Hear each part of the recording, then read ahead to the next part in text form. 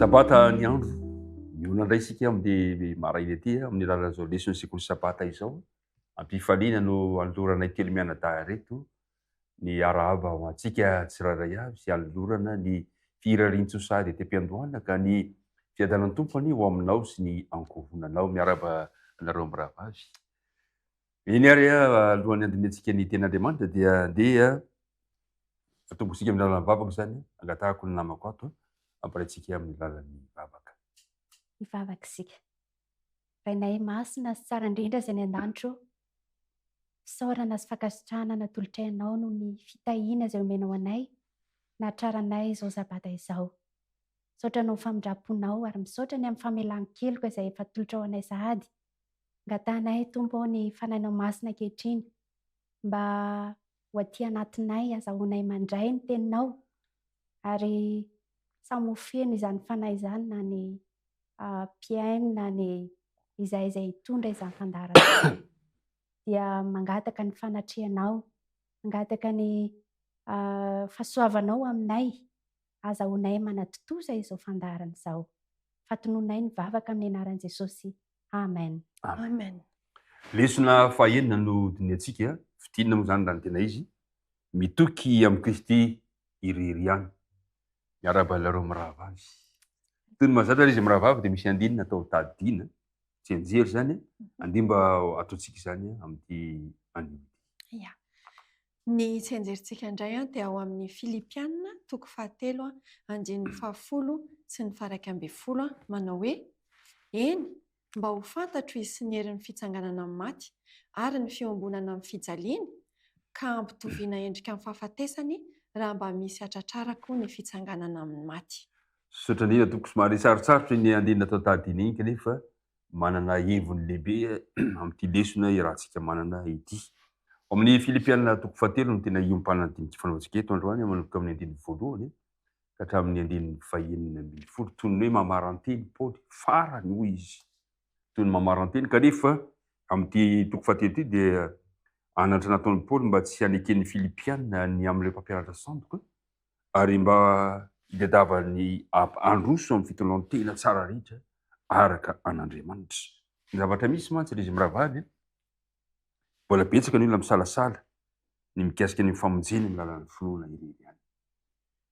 Izay tsy miankina amin'ny asan'ny lalàna ary ny famonjenantsika zany dia tsy mahazo miantehitra amin'ny asantsika isika fa amin'ny Kristy irery ihany, finoana an' Jesosy irery ihany. Kanefa io finoana io dia mitarika antsika ao amin'ny fankatoavana fanaovantsika ny sitrapon'Andriamanitra. Ka nambaran'i Paoly tamin'ny lasa fa ny fahamarinana dia fanomezana izay atolotry Kristy ary raisina amin'ny finoana izany.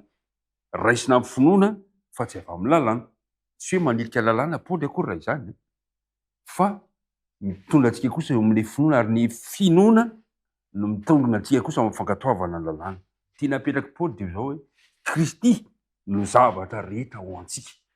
Kristy no tompo ny finoantsika sy mpanefa azy.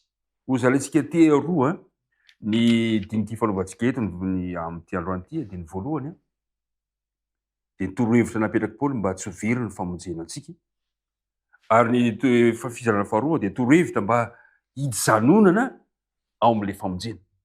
Ilaina mantsy voavonjy ianao fa mijanona ao anatin'ilay famonjena. Fa misy olona voavonjy fa miala ao indray izy rehefa avy eo. Ahoana mba hahatonga antsika hijanona ao anatin'izay famonjena izay? Ny voalohany dia le hoe torohevitra mba tsy ho very ny famonjena antsika. Natomboka Paoly ilay teny amin'ny andininy 1 amin'ny toko 7 manao hoe farany rahalahy mifalia ao amin'ny tompo. Dia hoy Paoly tsy manahirana ny manoratra teny averina fa manahoana hozy izy? Mahatsara anareo zany. Ilaitsika zany kay manana fifaliana ao amin'ny tompo. Ahoana ny fomba ahafahantsika mifaly ao amin'ny tompo? Izy miravavy izy are namaly ahy ianareo ahoana, inona ny antony hifaliako ao amin'ny tompo? Misy tena antony zavatra be ka mahatonga tsy maintsy ho faly ao amin'ny tompo aho. Faly miaraba manokana aloha ny mpanaraka ny fandarana rehetra. Mifalia ao amin'ny tompo Paoly namerina ny teniny ho an'ny Filipianina. Nahoana isika no hoe mifaly eo amin'ny tompo satria Matetika dia vokatry ny zavatra izay mety famaofao dia mety tsy ahita fifaliana. Torohevitra nefa dia izao, mifalia ao amin'ny tombo. Tian'Andriamanitra izany tsika ho faly mandrakariva. Any amin'ny andininy manaraka any dia mbola mahavery ny Paoly io teny hoe mifalia mandrakariva ao amin'ny tombo. Hoy izao indray mifalia. Mahafinaritra izany fa izao hoe raha ny tian'Andriamanitra dia ho faly sika. Izao ny fomba azahoantsika izany fifaliana izany ao amin'ny tombo dia ny fianarantsika ny teniny, ao amin'ilay teniny izany, satria io ny taridalana, io izany karazana taridalana io azahoana ny tena fifaliana dia hitondra fahasambarana. Rehefa faly antsika dia mahatsiaro sambatra. Ary io fahasambarana sy fifaliana io dia tian'Andriamanitra raha aritra fa tsy mandalo. Mety misy zavatra mandalo koa eo amin'ny fiainantsika mahafaly fa tsy maharitra. Fa ilay fifaliana tian'Andriamanitra anantsika dia haritra. Ary anisan'izany fifaliana izany ny fahazahoantsika ny famindrapon'Andriamanitra. Faly sika izany no famindrapon'Andriamanitra. Vaovao isa-maraina hozy izy Davida. Vaovao isa-maraina io famindrapon'Andriamanitra io isan'andro isan'andro. Ary hitehirizana ny fifaliana ao amin'ny tombo io ihany koa dia ny fametrahantsika ny fitokiana amin'Andriamanitra.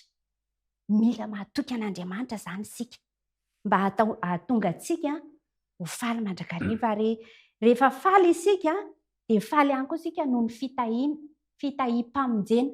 Izay hoe hitehirizana ilay famonjena. Araka voalazanao teo dia hoe misy efa voavonjy fa miala indray. Dia ao amin'io teniny io izany no hitehirizana. Izany hoe tokony hafaly antsika izany fa tsapana fa ianao dia efa notahiana ao amin'ny famonjena. Izay, tokony hafaly antsika izay. Ary faly koa isika noho ny fanekentsika ny lalàna ary hiaina izany. Fantatsika. Aoriana ao dia hiresaka izy amin'ny hoe nanahoana i Paoly. Fa izao hoe fantatsika ny lalàna ary miaina izany. Ahitana fifaliana izany. Ohatra fotsiny hoe rehefa tonga ny sabata dia mirary sabata mahafinaritra, mirary sabata fifaliana. Ao anatin'ny sabata izany misy fifaliana. Dia ahitantsika mifaly ihany koa isika noho ny fifaliana ny amin'ny sabata izay. Faly ihany koa isika noho ny fananantsika ny toe-panahy araka an'Andriamanitra. Ny zanantsika sy isika manana ny toe-panahy araka an'Andriamanitra. Vokatry io teny io, satria raha tsy manana io teny io isika dia tsy hanana izany hoe toe-panahy araka an'Andriamanitra izany isika na zanantsika na izay manodidina antsika.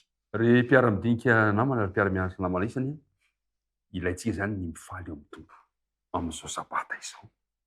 Dia tiriko indrindra irinay mba ho fifaliana ho anao ny miaraka amin'ny tombo. Sabata ny andro, sabata fifaliana. Betsaka ny anton-javatra izay tokony hifaliantsika, mila mifalitsika ao amin'ny tombo. Hitantsika nefa ny teny Paoly manaraka ao amin'ny andinin'ny faharoa ao misy hoe tandremo. Izany hoe na dia asaina mifaly ary isika mila mitandrina. Dia mila mitandrina ihany. Izay izany ilay fiainantsika eto tany, mbola mifandimby ireo, mbola mifaninana ihany ny ratsy sy ny tsara eto, ka misy fitandremana izay tokony atao araka ny lazain'i Paoly ato. Misy anankitelo ny tandremo lazain'i Paoly ato. Hoy izy hoe tandremo ny tenanareo amin'ny amboa, izay ny voalohany, amin'ny mpanao ratsy ary amin'ny voakilema. Araka ny tontolo-kevitra izay nisy an'i Paoly tamin'izany, ireo toetrareo dia tsy hoe olana telo samihafa misaraka tsy akory, fa andian'olona izy io. Andian'olona mampianatra sandoka, mpampianatra sandoka. Izay izany izy ireo. Ao amin'ny Baiboly eo ny olona tsy mpivavaka sy ny ratsy fanahy teo amin'ny Israely dia natsoina hoe amboa. Hitantsika moa izany any amin'ny Salamo, any amin'ny Isaia sy ao amin'ny Testamenta vaovao. Ary azo antsoina hoe mpanao ratsy koa ny mpampianatra sandoka. Ilay hoe voakilema dia ao amin'ny Baiboly dika teny ambonany izy dia hoe mpanapaka ny nofo. Izany hoe izany ireo mpampianatra sandoka ireo dia manery ny amorana ny mpino jentilisa izay manohatra n'ilay fitsipika napetraka tao amin'ny filan-kevitry ny apôstôly araka ny voalaza ao amin'ny asan'ny apôstôly toko 5:12. Ny zavatra tena mahaliana fotsiny aloha zany a hitantsika eto a, ny vahaolana amin'izany olana rehetrarehetra izany dia hoe mifalia ao amin'ny tompo. Zava-dehibe ny torohevitra voalohany mba tsy hahaverina famonjena antsika dia izao hoe mifaly ao amin'ny tompo. Le fifaliana amin'ny tompo zany tsy le tahaka ny fifaliana amin'izao tontolo izao, fa mahatsiaro le fitahi-pamonjena ataon'Andriamanitra aminao ianao dia tokony ho faly. Kanefa etsy ankilany mila mitandrina fa aiza zany betsaka ireo zavatra mety ataraboka hanimba le fifaliantsika. Amin'ity Filipiana toko fahatelo ity izy mirahavavy dia mba torohevitra napetraky Paoly koa mba tsy hahaverina ny famonjena antsika dia somary mba nijery izy ny amin'ny fiainany teo aloha. Manahoana ny fiainan'ny Paoly teo aloha izay tahaka ny rehetrarehetra ihany, ny olona rehetra samy manana ny lasany, samy manana ny lasany daholo ny tsiraray avy. Talohany ny ovan'ny ho kristianina naresena Jesosy dia mba nisainsaina ny zavatra tany aloha Paoly. Ahoana re ny fomba ampidirantsika izy mirahavavy amin'ny fitantaran'ny Paoly ny fiainany teo aloha ny amin'ny hoe ahafahantsika mba tsy ho very le famonjenantsika amin'ny fizarana voalohany amin'ity lesona ifanaovantsika eto androany ity. Ya, tonga dia tohizantsika avy hatrany ilay Filipiana toko fahatelo ao amin'ny andinin'ny fahadimy dia izao no lazain'i Paoly hoe fa voafora tamin'ny andro fahavalo avy amin'ny fototr'Israely dia avy amin'ny firenen'ny Benjamina, Hebreo sady avy amin'ny Hebreo aho, araka ny lalàna dia fariseo, araka ny zodim-po dia nanenjika ny fiangonana hatreo aloha izany. Tamin'ny fiainany teo aloha izany Paoly dia hita fa tena tsy hita izay maharatsy ny fiainany fa naraka tsara amin'ny lalàna avokoa ny fiainany. Hitantsika moa fa rehefa valona ny zazakely tamin'izany andro izany dia noforana araka ny lalàna. Vitan'izany Paoly. Izy koa dia avy amin'ny fototr'Israely, avy amin'ny firenen'ny Benjamina, izany hoe tena nisoritany tsara mihitsy fa ny fiainany tsisy mivoana tamin'ny lalàna. Nefa inona ary ny olan'ny Paoly ary? Ny olan'ny Paoly anatin'izany rehetra izany dia nirehare izy. Nirehare izy fa navita izany rehetrarehetra izany. Nirehare izy tamin'izany rehetrarehetra izany satria tsy nahalala izy izany hoe tsy ange misy lalana anankiray izay hitondra ilay tena famonjena marina. Dia izay izany naharatsy an'ny zavatra izay niresahany Paoly. Tsy hoe ratsy ilay nataony tsara avokoa ny tandreman'ny lalàn'Andriamanitra nanaovana izany rehetrarehetra izany. Fa ilay fireharehana sy fihebeheboana tao anatiny izany no tsy napety ny fomba fisainan'ny Paoly. Ankehitriny nefa dia izao rehefa nafantatra izy fa tsy ao ilay lalana ho amin'ny famonjena dia nitoky izy tamin'ny nitoky tamin'ny Jesosy izy izany. Jerentsika nge ny Filipiana toko fahatelo andinin'ny fafito hozy izy avy eo hoe nefa amin'ny lalàna nefa izay azoko ho tombony dia nataoko ho faty antoka kosa noho ny amin'ny Kristy. Nahitany Kristy izany. Re mpiara-midinika namana eo amin'ny fiarahamonina dia misy tahaka ny Paoly. Raha mijery azy tsara izy. Tsara izany olona izany vao mahita mahafinaritra ny olona iny. Nefa io olona io tsy mivavaka. Misy fomba andrefesan'ny fiarahamonina an'izay zavatra izay mantsy. Dia tahaka an'izany koa Paoly. Raha ny fomba fahitana azy tsisy olana amin'ny fiainan'ny Paoly. Ka efa rehefa refesina tamin'ny fiainan'Andriamanitra ilay izy, amin'ny fomba fijerin'Andriamanitra dia tsy misy tsara na dia iray izy. Eny fa na dia ny kristianina azy. Ary eo indrindra no zavatra saika nanimba ny Paoly. Eo indray zavatra saika nahatonga ny Paoly tsy ahitany Jesosy. Ho an'ny Paoly izany efa somary natsidika teo moa hoe nisy zavatra nanandanja ny Paoly. Teo izany Paoly dia araka ilay teninao teo hoe ny andinin'ny fafito hoe nataoko faty antoka. Nefa izay ho azoko tombo dia nataoko faty antoka. Ny tombom-barotra sy ny faty antoka ho an'iza moa izany no resaka fivarotana izany. Noharin'ny Paoly amin'izay ny fiainany ara-panahy. Misy izany ny fiainan'ny Paoly niheverina fa nahazoany tombony. Ka ilay izy niteraka faty antoka. Fa inona nahatonga an'izay zavatra izay? Ary inona ny tena zava-dehibe teo amin'ny fiainan'ny Paoly? Ilay nitoky an'i Kristy izy, inona ny tena zavatra ngeza be tao anatin'izay zavatra izay? Tiako ambara izany dia izao hoe inona ny zava-dehibe tao ambadik'izay zavatra nolazain'ny Paoly izay? inona tonga n'ilay Paoly nietrehitra hoe faty antoka kay le zavatra tany aloha tany fa tsy nazo kanefa niveriko fa lazako tombony le izy. Inona ny tena tsy ambaratelo teto amin'ity fotoana ity? Inona zavatra nitranga tamin'ny apôstôly Paoly? Efa somary natsidika ny namako tatsy moa ilay izy teo hoe nahita ny Kristy izy. Niaona zany. Niaona tamin'ny Kristy. Nifanena moa zany. izy tena mifanena mihitsy izy ary tena niresaka mihitsy moa izy raha ny voalaza amin'ny Baiboly. Ka i Pauliana no miteny azy. Izao ny voalazany hoe ao amin'ny 9:20 hoe eny tokoa fa ataoko fatiantoka avokoa ny zavatra rehetra noho ny fioaran'ny hatsaran'ny fahalalana any Kristy Jesosy Tompoko.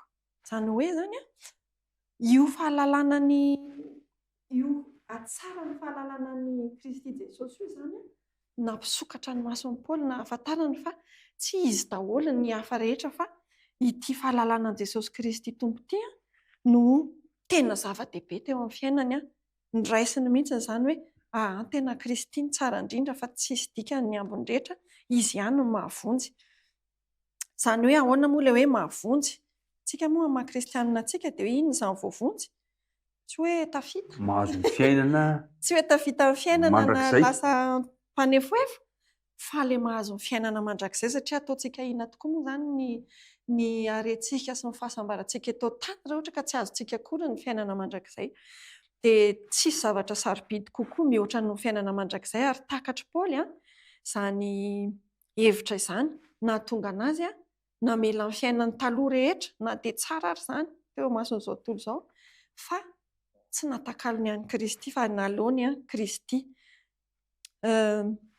Jerevantsika ange ao amin'ny Jaona voalohany toko 12 andininy fa Jaona voalohany toko 2 azafady andininy 9:40. Fa ny zavatra rehetra amin'izao tontolo izao dia ny filan'ny nofo sy ny filan'ny maso ary ny rehaka momba izao fiainana izao dia tsy avy amin'Andriamanitra fa avy amin'izao tontolo izao ihany.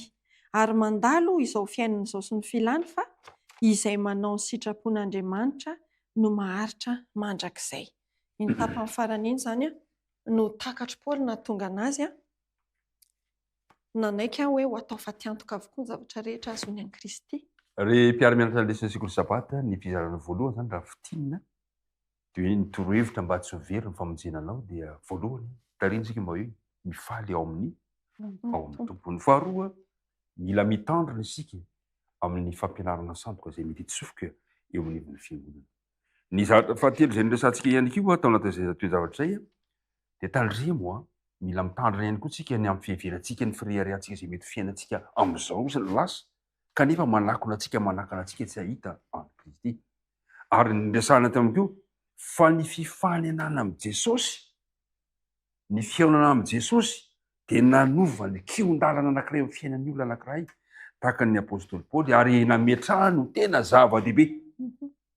Ny tena torohevitra napetraky ny lesontsika zany tamin'ity indray hoe mba tsy ho very famonjena anao dia ho raiso tena zava-dehibe ny fifanenanao, ny fihaonanao tamin'i Jesosy. Ary ny zava-dehibe ao anatin'izay zavatra izay ny azonanao ilay fiainana mandrakizay izay omen'ny Tompo amin'ny fotoana fantatsika tsara fa niala tamin'ny toerana anankiray Paoly ho amin'ny toerana anankiray satria ny marikaren'ny fivavahana Jodaisme ny tena ny fotorana tamin'izay fotoana izay fa rehefa nanaraka ny marikaren'ny lanitra izy dia teo ny nahitany fa ilay nidina avy any an-danitra no afaka manome azy mombany amin'ny lanitra. Aika ilay manana ny fiainana mandrakizay ny afaka mitarika azy any marikaren'ny lanitra.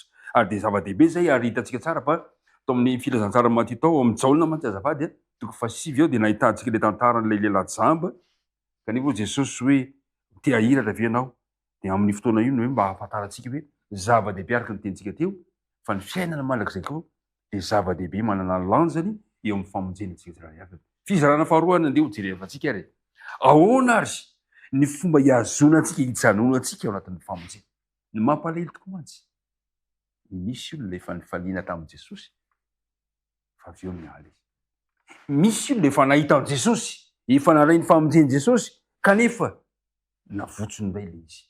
Jesosy eo foana ho antsika androany ho an'ny mpiara-mianatra rehetra ahoana no fomba ataontsika hiazonantsika hijanonantsika amin'izay famonjena atolotry Kristy zay. Hojerentsika roa le zavatra fampiresantsika eto de ny finoana ny Kristy, ny finoan'ny Kristy ary ny faharoa ny ahoana ny fomba ahafantarantsika fahalalana any Kristy. Andeha jerentsika ny fomba voalohany ijanonantsika amin'ny famonjena ny amin'ny hoe ny finoana any Kristy. Ahoana zany hoe finoana any Kristy zany?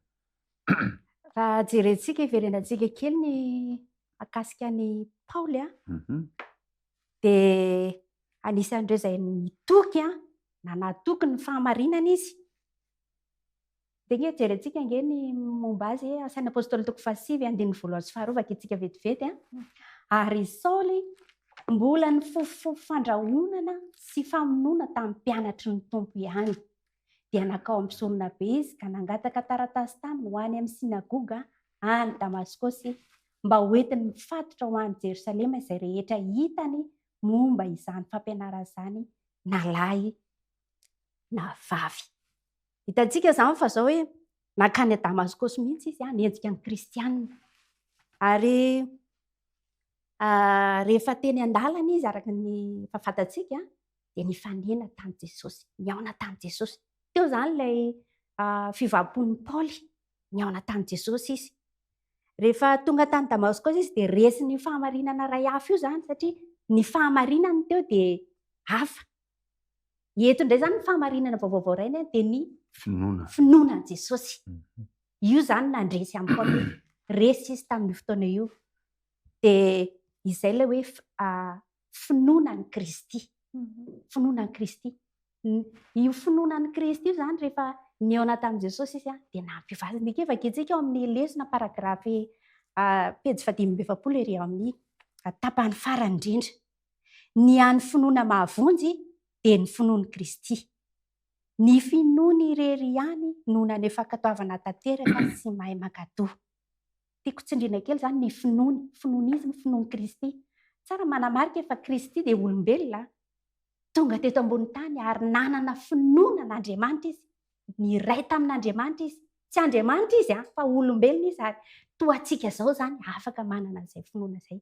Io finoan'ny Kristy io zany no raisin'ny Paoly. Noho izany raha ao amin'ny Kristy isika ary raha velona ao anatintsika izy dia velona araka ny finoany isika amin'ny alalan'ny finoantsika azy. Izay ilay finoan'ny Kristy zany. Tohiziko keliny ao amin'ny 5 amin'ilay toko 7 Filipiana toko 7 izao no tenenin'ny Paoly satria nanomboka teo amin'ilay fotoana niaona tamin'i Kristy zany dia tsy nitoko tamin'ny fahamarinana intsony izy. Dia izao no lazainy hoe ary mba ho hita ao aminy aho tsy manana ny fahamarinako izay avy amin'ny lalàna fa izay avy amin'ny finoanan'ny Kristy dia ny fahamarinan'Andriamanitra amin'ny finoana.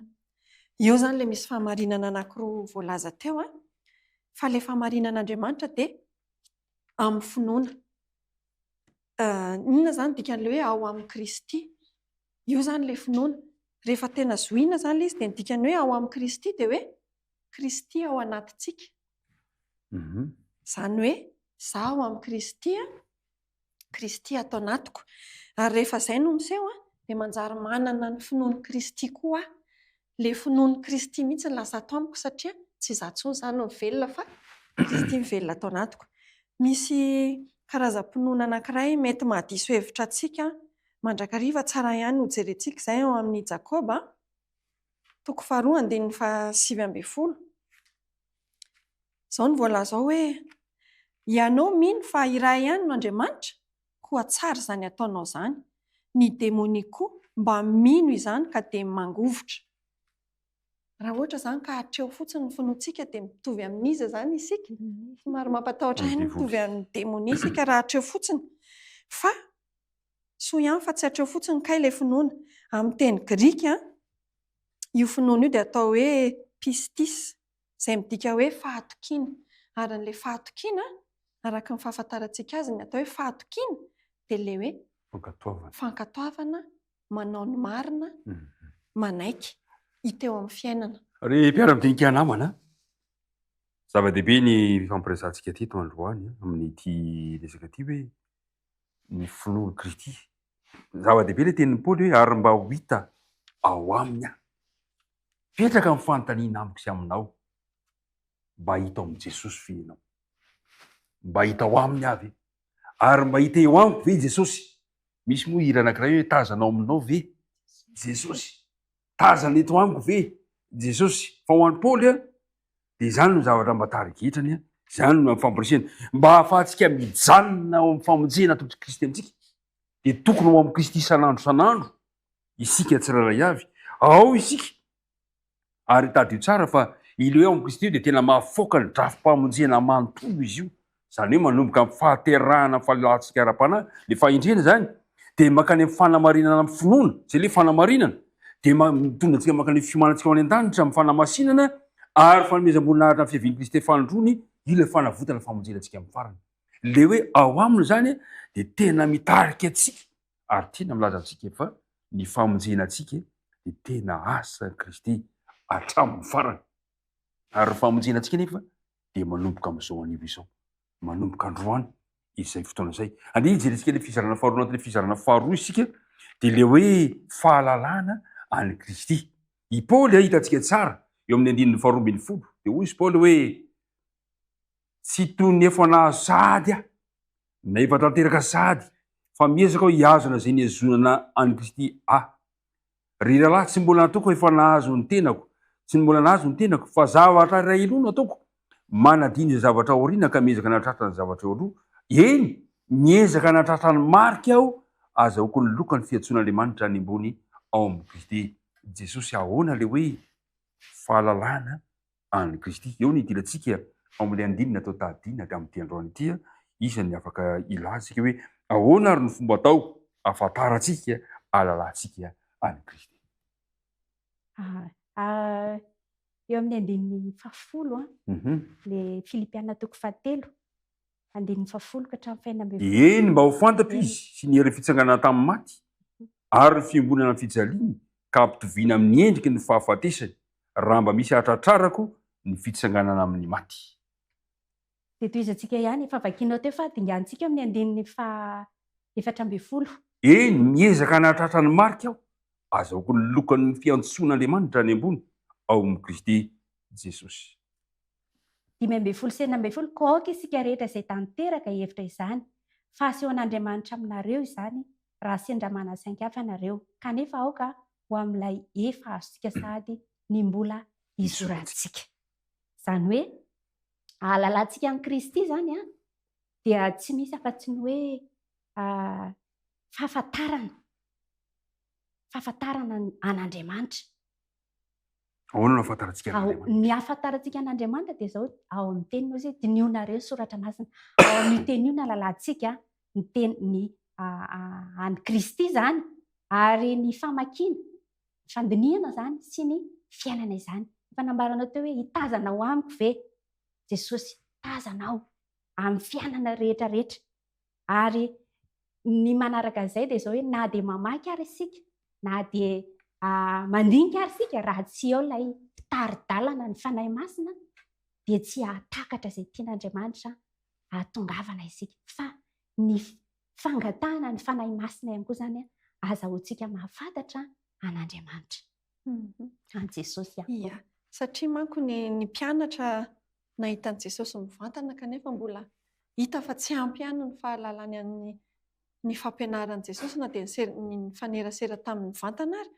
Isika kosa tsy mifanerasera ny vantana fa amin'ny teniny dia hita zany fa samy tsy mahatakatra isika raha tsy misy an'io fanahy masina io. Ny fomba manaraka ihany koa ahalalantsika an'i Kristy dia izao ny fiombonana amin'ny fijaliana araka ilay tsy enjerintsika teo moa zany. Inona moa zany hoe fiombonana amin'ny fijaliana?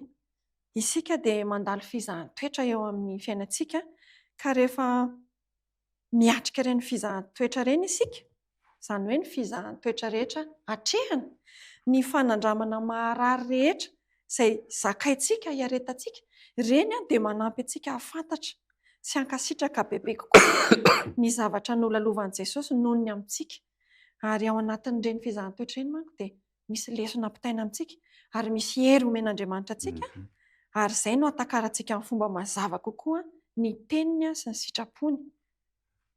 Manarak'izay ihany koa dia izao hoe mandroso isika manatratra an'ilay tanjona, mila ezaka avy amintsika ihany koa zany izy ity marina fa avy amin'i Jesosy ny famonjenantsika ary izy iray manontolo nanome an'ilay famonjena fa isika dia tsy mendrika ihany. Kanefa dia izao misy ihany ny ezaka tokony ataontsika. Tahaka an'ilay hoe latsakan-drano tsy mahay milomano hanipazana lakanaina fa rehefa tsy raisintsika ilay lakanaina dia tsy voavonjy isika ka misy ezaka izany tokony ataontsika eto. Izao ilay ao amin'ny Filipianina 4:12 teo hoe miezaka hanatratra ny marika aho azoko ny lokan'ny fiantsoan'Andriamanitra any ambony ao amin'ny Kristy Jesosy. Izany hoe oharina amin'ny mpiazakazaka indray izany ny fiainantsika eto hoe misy loka izay tratrarintsika.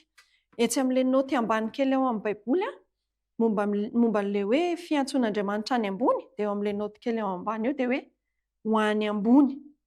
Izany hoe ilay loka tanjontsika io izany dia tsy iza fa ilay ho any an-danitra ilay fiainana mandrakizay. Izy io. Ry mpiara-mianatra namana, tapitra ny fotoanantsika.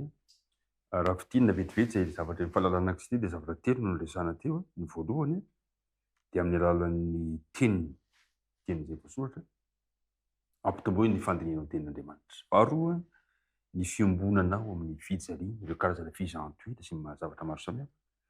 Ary ny fahatelo mba ahafahantsika mahalala Kristy dia aza esorina amin'ilay tanjona ny sainao sy ny masonao, ny banjina amin'ilay marika dia ny fiainana mandrakizay izany.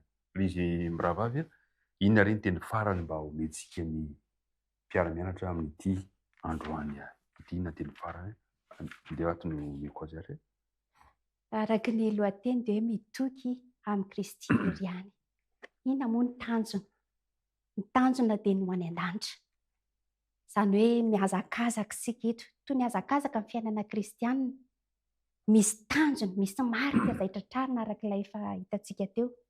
Dia ny lanitra izany.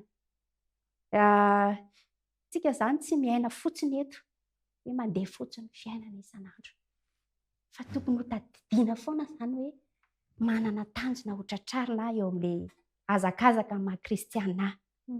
Ary manantena raha mbola andalo ny fahafatesana raha ho tonga Jesosy dia handray anjara amin'ilay fitsanganana maty. Ny ataoko izany ankehitriny dia mitoky amin'ny Kristy, miaina ao amin'ny Kristy mba hahatratrarana izay tanjona izay. Fa raha vao izay no adinontsika dia tsy tody amin'ilay marika isika. Ato amin'ny lesona farany ato amin'ny Zoma moa izany dia misy teny mahafinaritra hoe tokony hampibaribary ny voninahiny ny zanak'Andriamanitra. Izany hoe tokony hampiseho ny voninahitr'Andriamanitra izany ny zanak'Andriamanitra dia isika izany io. Ny fiainan'izy ireo sy ny toetra mampanahiny dia tokony hanambara izay efa nataon'ny fahasoavan'Andriamanitra ho azy. Tokony hamirapiratra amin'ny tenim-pahamarinana ary amin'ny asa-pahamasinana ny fahazavan'ilay masoandro ny fahamarinana. Ny mahafinaritra eto dia hoe mifamatotra ny fiainantsika sy ny voninahitr'Andriamanitra. Izany hoe rehefa tsara ny fiainantsika dia miseho ny voninahitr'Andriamanitra, lasa mpitondra ny voninahitr'Andriamanitra isika. Eny ary isorantsika Andriamanitra ny amin'ny fotoana izay nomeny antsika teto androany. Izy ny hitahirany ny teny rehetrarehetra iry, mitoky amin'ny Kristy iry ihany. Aoka hitolo-batana isan'andro amin'ny Kristy isika. Hanokatena ho azy, hanana toetra matanjaka sy voarindra tsara. Aoka mba ho kristianina maro-pototra. Aoka mba ho kristianina mianatra isan'andro ny ten'Andriamanitra. Ary ho kristianina tsy hanana fomba zarazara. Na inona mitranga, na inona fiainantsika no miseho dia ho faly mandrakariva. Mankasitraka anareo mirahapahary tamin'ny fiarahana teto. Ny tompony ombantsika tsirairay avy irina dia mba hitoetra ao anatin'ny fifalian'ny sabata isika hatramin'ny farany andeha ary farana antsika mivavaka izao dinika hifanaovana izao. Andriamanitra rainay any an-danitro, saotranao izay no nidinika ny fanaovana teto androany. Irinay, aoka ianao irery no hitokinay. Ka mba hita fifaliana amin'ny fitokiana anao izahay, ary mba hita fiainana mandrakizay amin'ny fitokiana anao izahay. Aoka hiazona amin'izay efa nihazonanao anay izahay, ary irinay raha mbola mivahiny amin'ity tany ity izay Andriamanitra dia ny tanam-pitiavanao hiazona anay mba hahatonga anay ho matoky hatramin'ny farany indrindra. Dia irinay tombo mba ho tehirizina ao anay ilay satro-boninahitra ny fiainana. Tononona ny vavaka noho ny amin'ny anaran'i Jesosy. Amen. Amen.